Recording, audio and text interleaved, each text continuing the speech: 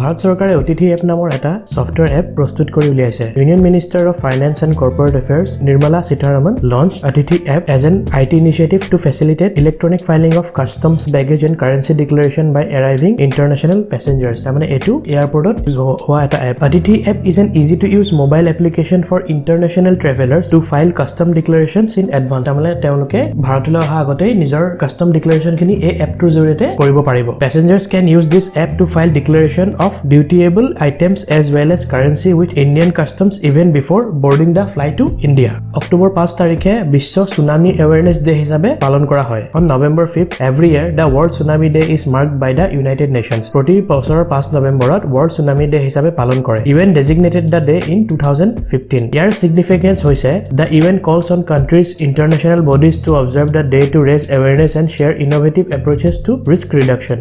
27 বছৰীয়া মাধুৰী বিজয়ক জেচিবি প্ৰাইজ ফৰ লিটাৰেচাৰ 2019 সন্মানিত কৰা হৈছে। The 27-year-old Madhuri Vijay has won the JCB Prize for Literature 2019 for her debut novel The Far Field. She has been selected from a shortlist featuring novels from 5 accomplished writers. About the JCB Prize of Literature, it is an annual Indian literary award founded in 2018. It is the richest literary honor in the country. Publishers are allowed per imprint to enter 2 novels originally written in English and 2 novels translated into English from any other language. এই পুৰস্কাৰটোৰ মূল্য হৈছে নগদ ৰাশি হিচাপে 25 লাখ টকা। The award is funded by English Construction Manufacturing Group JCB, which established the JCB Literature Foundation to maintain this award.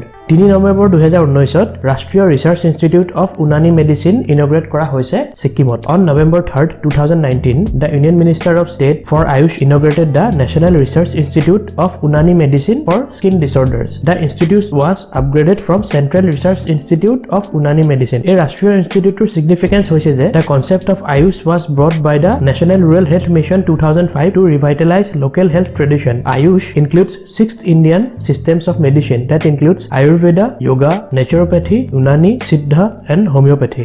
Bharat চৰকাৰে ইয়াৰ দ্বাৰা প্লেনিং কৰি আছে কেনেকে টেকনিক্যাল নলেজটো দেশক এক্সপোৰ্ট কৰিব পাৰি। Government is also planning to export the technical knowledge behind the industry to African and European countries. Recently, it signed several MOUs with Germany to fuse biotechnology with Ayurvedic practices.